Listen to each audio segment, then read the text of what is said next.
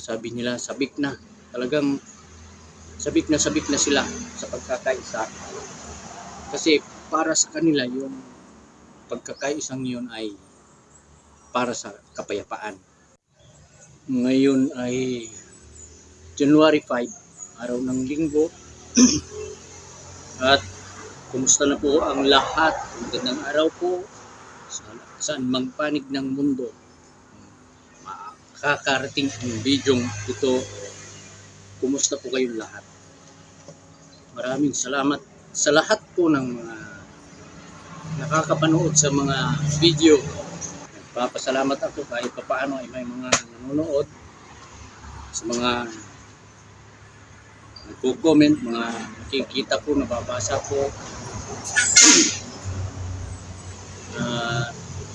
Yung mga kapatid sa loob ng Iglesia ni Cristo na nagko-comment sa aking video, yun, maraming salamat po. Sana ay patuloy ang inyong pagsuporta sa aking mga video, kasi madalang akong mag-upload ng mga video. Gawa ng mayroon po akong gawain araw-araw mula Lunes hanggang Sabado. Itong ganitong paggawa ng mga video ay pasingit-singit lang. Ginagawan ko lang ng reaksyon yung mga nagko-comment, yung mga napapanood ko sa YouTube video na patungkol, lalo na sa mainit na issue ngayon, patungkol sa gagawing pagkakaisa ng mga kaanib sa loob ng Iglesia ni Cristo, yung mga kapatid natin sa Iglesia ni Cristo sa January 13, 2025. Malapit na yun. Sabik na yung iba. Hindi lang iba, lahat, halos lahat nakikita ko. May mga nagko-comment. Sabi nila, sabik na. Talagang sabik na sila sa pagkakaisa. Kasi para sa kanila yung pagkakaisang yun ay para sa kapayapaan. At yun naman ang gusto natin lahat. Siyempre, ayaw natin ng gulo, ayaw natin na magkahiwa-hiwalay yung mga tao na nasa gobyerno, na may kanya-kanya silang paninindigan, magkawatak-watak sila, mauuwi sa hindi maganda. Lahat po ng mga relihiyon ay may mga leader, tagapanguna. Ang daming relihiyon ngayon sa buong mundo. Marami ring kaanib. Lahat ng mga yan may mga leader, kanya-kanyang leader. Noon pang panahon ng Israelita,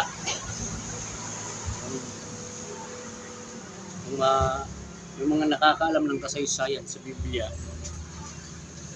inilabas ng Panginoong Diyos ang bayang Israel sa Ehipto.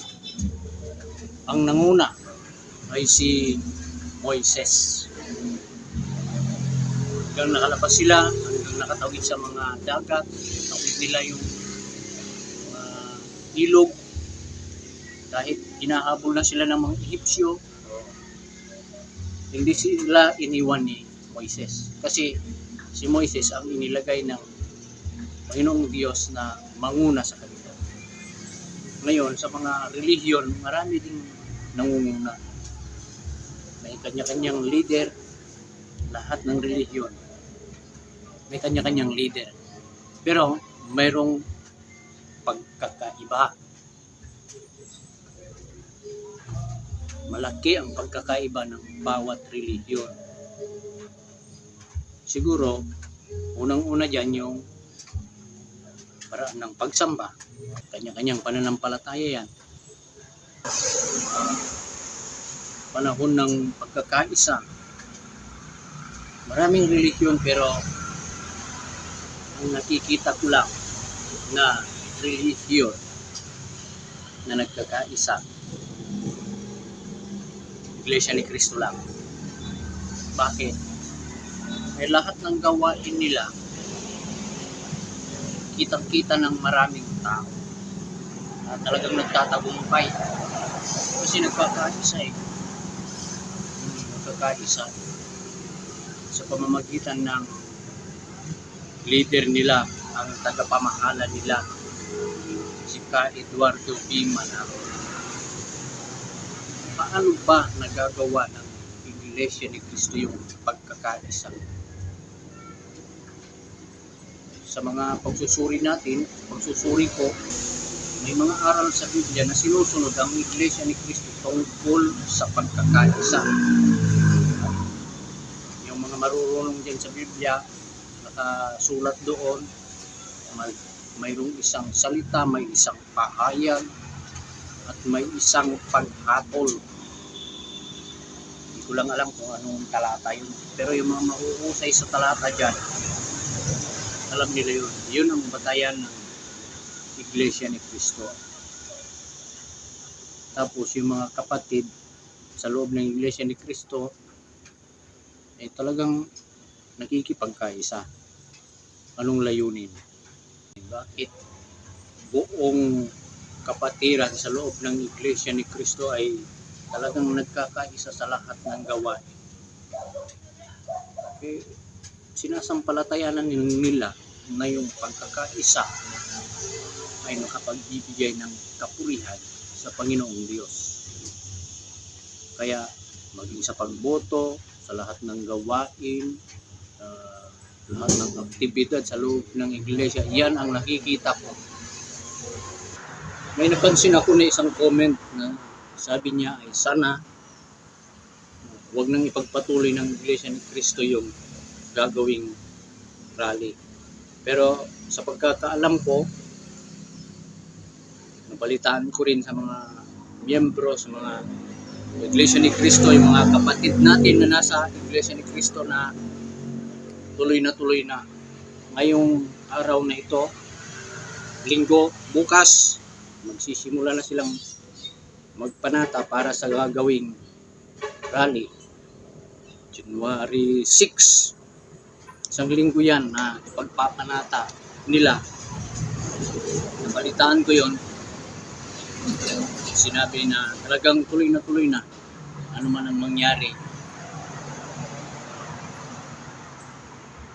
walang makakapigil. Pero may mga nagko-comment, may mga nagsasabi na hindi na raw sulit yung pagkakaisa ng Iglesia ni Cristo. Bakit kaya nila nasabi yun? Marami daw ang hindi makakadalo, lalo sa Metro Manila, kasi yung venue sa Metro Manila doon sa Liwasang Bonifacio, kung titignan natin yung mapa, sa Liwasang Bonifacio ay maliit. Yan, maliit. Ang pagkakaalam ko dyan ay nasa 3,000 lang ang makakapasok dyan, pwedeng pumasok. Pero sa balita, mga kapatid natin sa Iglesia ni Cristo, yung Metro Manila, doon sila sa Liwasang Bonifacio. Kasama dyan yung Calabarzon. Alam po ninyo yung Calabarzon, Cavite, Laguna, Batangas, Romblon. Yun, yung Calabarzon. Ilang probinsya yun, 4. Tapos Metro Manila, maluwang. Ang luwang ng Metro Manila. Siguro,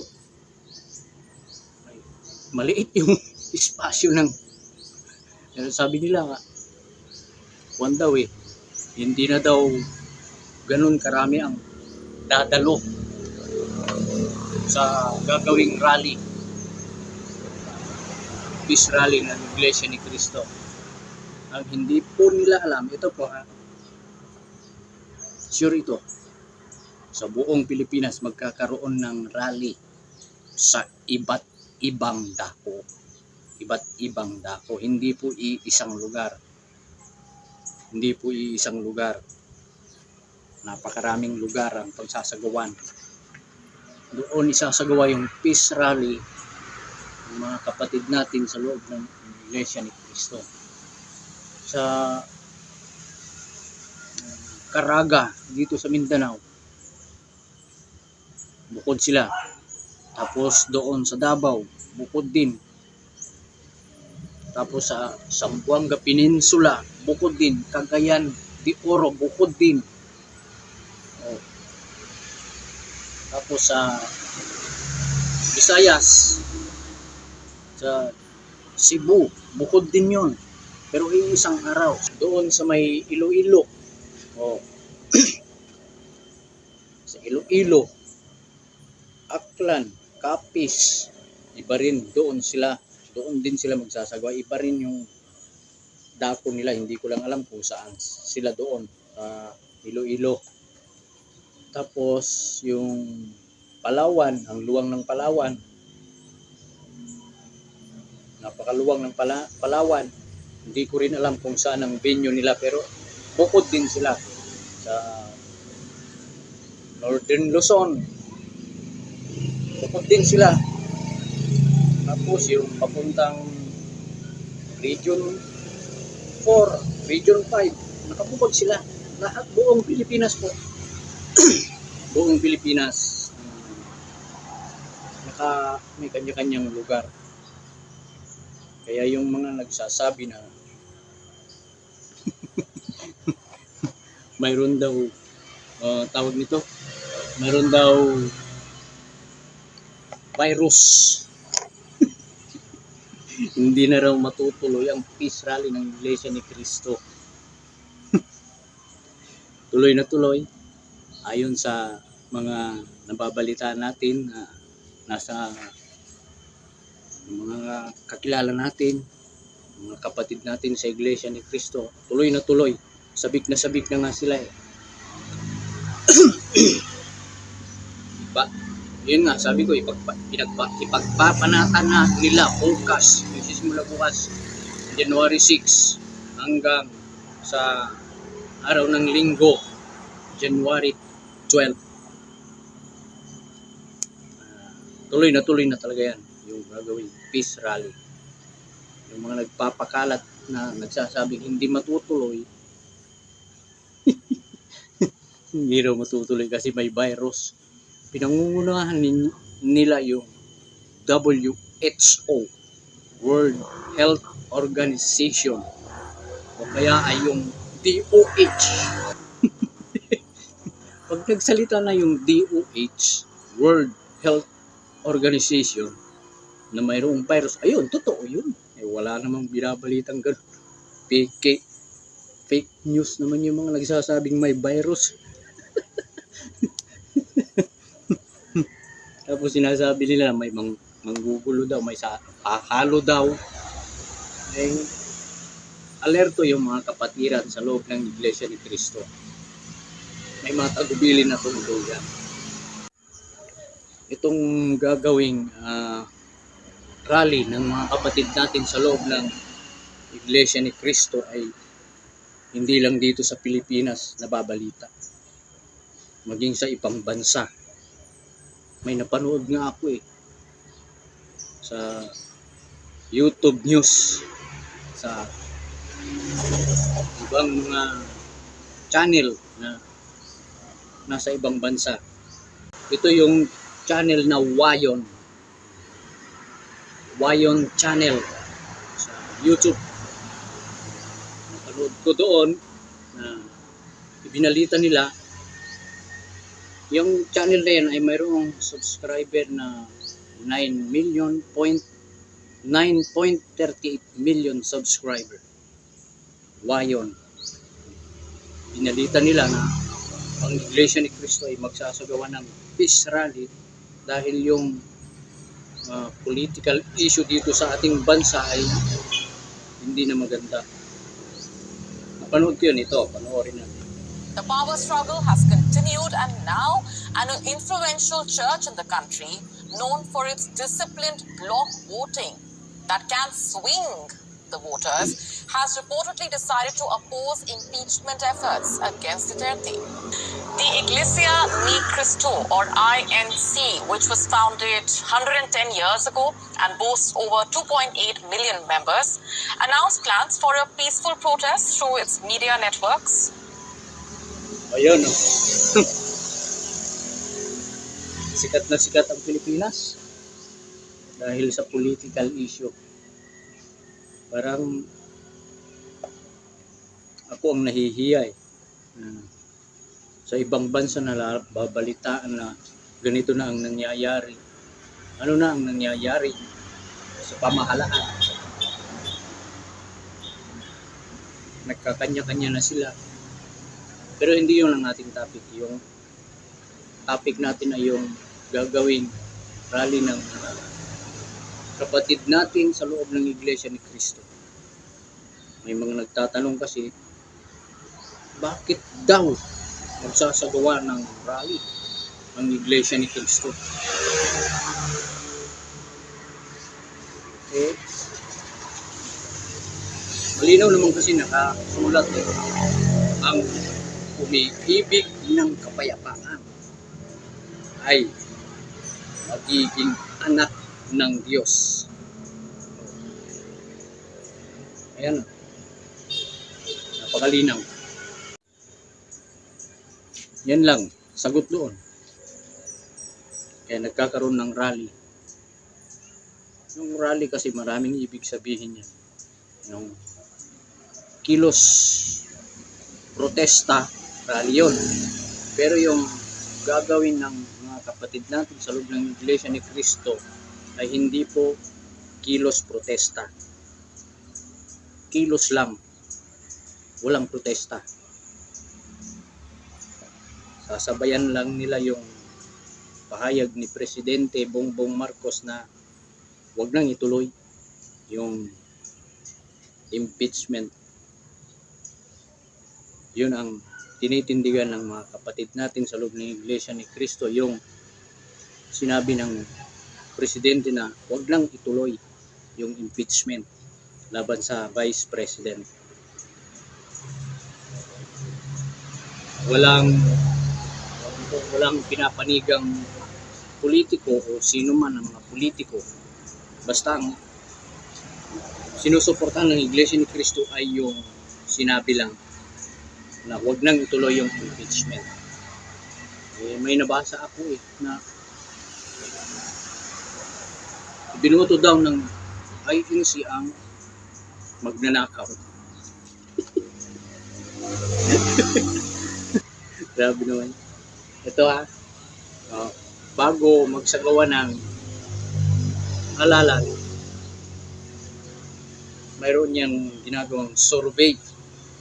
Kahit yung mga politiko nagsasagawa nila ng survey para malaman nila kung malakas ba sila sa bayan o hindi. Lahat ng relihiyon nagsasagawa ng survey. Tapos nung panahon ng election, kampanya, ang alam ko nagsagawa rin ng survey ang Iglesia ni Cristo.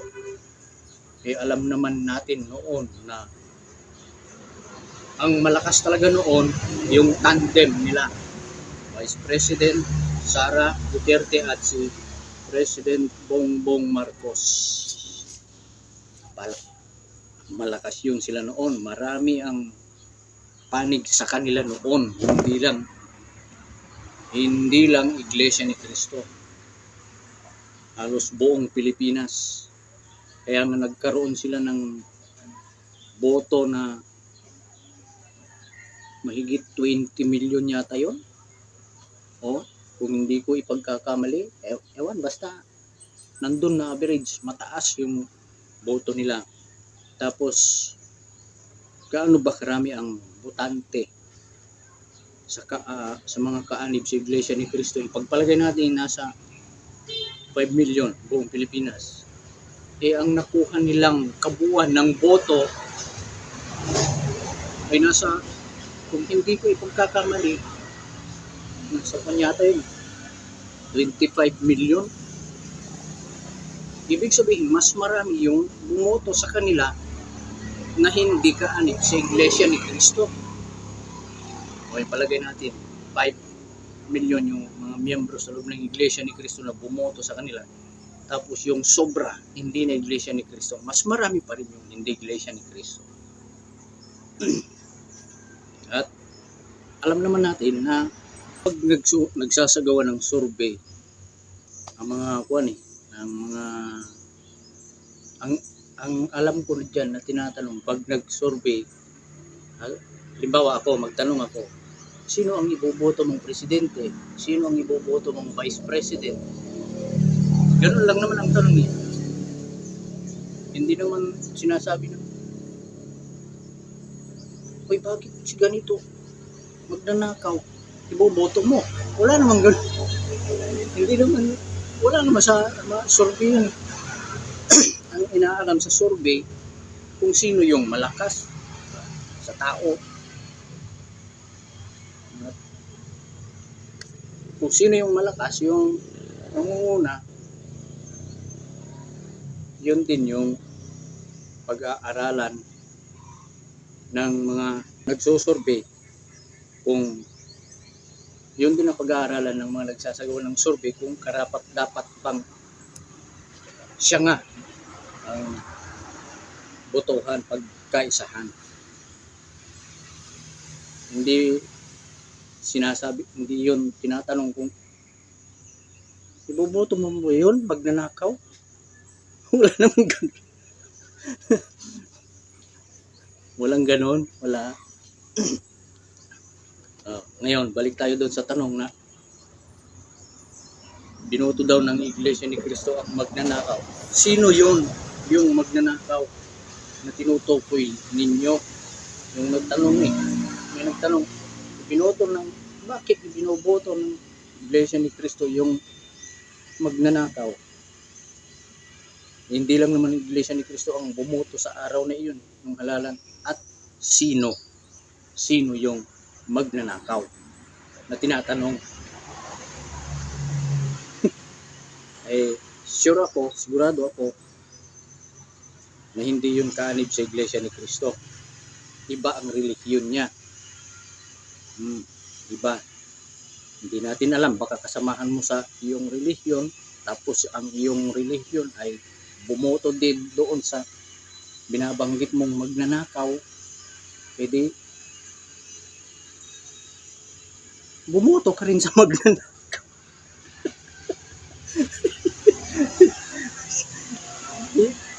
Hindi ko sinasabi na ganun siya, pero wala akong binabanggit kung sino yun.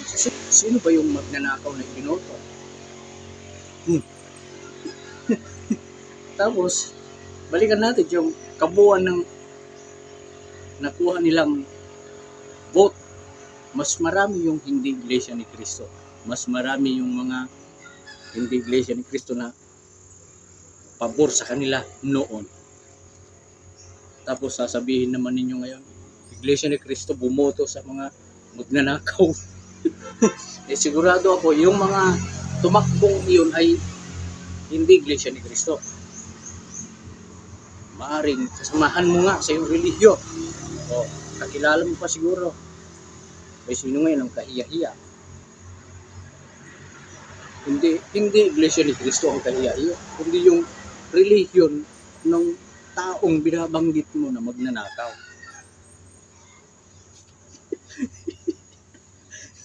Sorry po, pasensya na. Ganun lang. Yun lang. Huwag ko doon, paliwanag ko doon. Wala po akong binabanggit na pangalan na tao. Basta sinagot ko lang yung nagtanong tungkol doon sa sinabi nilang yun. Ito, ibalik ko rin yung tanong. Bakit sa Iglesia ni Cristo lang ninyo sinasabi yung tanong na ganyan? Mas marami yung bumoto sa kanila na hindi Iglesia ni Cristo. Doon sa remaining voters, except sa Iglesia ni Cristo, bakit hindi rin ninyo tanungin sila? Ang nasa isip lang ng mga nagsasabi ng ganyan ay Iglesia ni Cristo lang. Yung ibang relihiyon hindi nila nakikita. Bakit kaya? Ay nako. Yung tanong na yon ay pinupukol lang sa mga kapatid natin sa loob ng Iglesia ni Cristo para mang-asar. Yun ang totoo yun. Taasang kong sinasabi yan. Asarin lang yung mga kapatid natin sa loob ng Iglesia ni Cristo. Ay, naku po. Pati ako natatawa.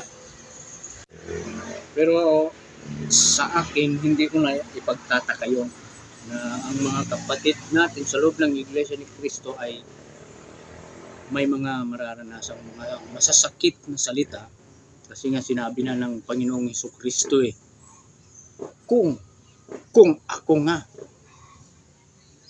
ay inusig nila, yun ang sabi ng Panginoong Hesukristo, gaano pa kaya kayo? Ang tinutukoy niyang kayo yung mga sumunod sa Kanya, pumasok sa Kanyang iglesia. Kasi sabi ng Panginoong Hesukristo, magkakaroon ng isang ibang kawan at sinabi rin niya, itatayo ko ang aking iglesia. Siyempre, iglesia na pag-aari ng Panginoong Hesukristo. At sinabi rin niya na kung paano siya inusig, ganun din uusigin yung mga nasa iglesia niya. Kaya hindi ko na yun ipinagtataka. Sa ibang religiyon, mayroon bang pag-uusig na ganyan? Wala naman na. Di ba?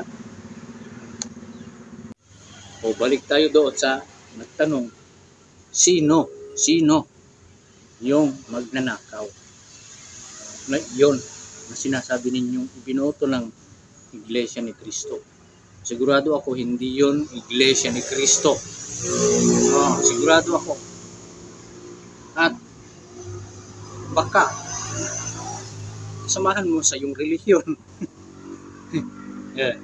Ibinoto mo rin siya. Ibinoto rin ng iyong relihiyon. Yun nga, sabi ko, wala akong binabanggit na pangalan. Hindi, yung relihiyon ninyo ang kahiya-hiya. Ganun lang po, yun lang, simpleng sagot doon.